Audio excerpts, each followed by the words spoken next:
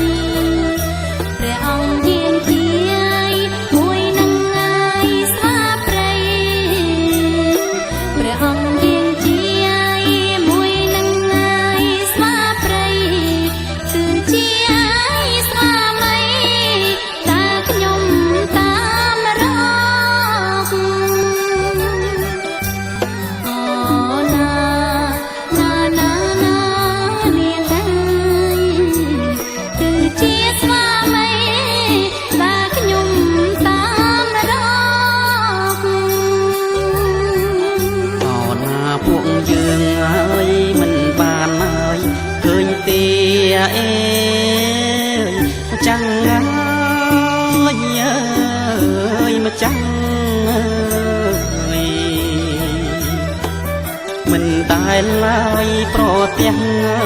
ឃើញដើរអោទៅមកអើយទៅមកអាណិតខ្លាំងណាស់ហើយដើរកាត់ណាយដីត្រកអាណិតខ្លាំងណាស់ហើយដើរកាត់ណាយដីត្រកបាតជើងឲ្យក្រៀមស្លោកបងក្រហមច្រាលអូណាម្ចាស់អើយបាតជើងក្រៀមស្លោកបងក្រហមច្រាលអូណាចាំពុកអើយយើងជួយអើយម្ចាំងស្រីអេម្ចាំងអើយ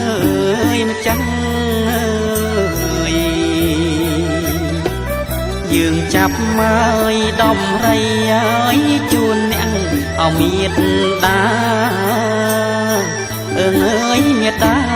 អើយយើងរាល់គ្នាហើយទុំធ្វើឲ្យកូនធពួកយើងរាល់គ្នាហើយទុំធ្វើកូនធចាប់ដំមករៃសក៏ធ្វើឲ្យជុំនេះអូណាម្ចាស់អើយចាប់ដំរៃសក៏ធ្វើឲ្យជុំនេះអូណាខ្ញុំសូមឲ្យខ្ញុំសូមឲ្យអរគុណណាស់នាងយ៉ានាងជួយដងឲ្យទុំធ្ងន់ឲ្យម្ដាយនៅពេលនេះឲ្យពេលនេះដែលចាប់ដំរីឲ្យពួកងាយយើងជិញ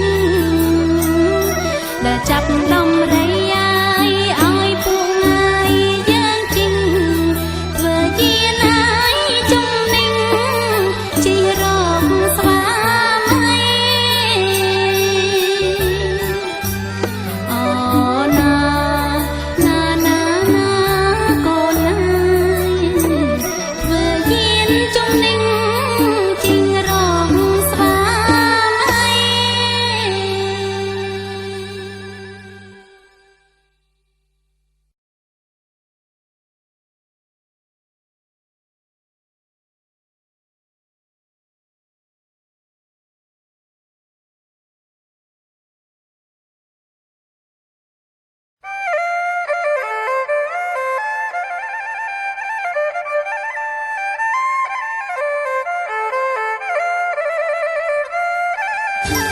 អេ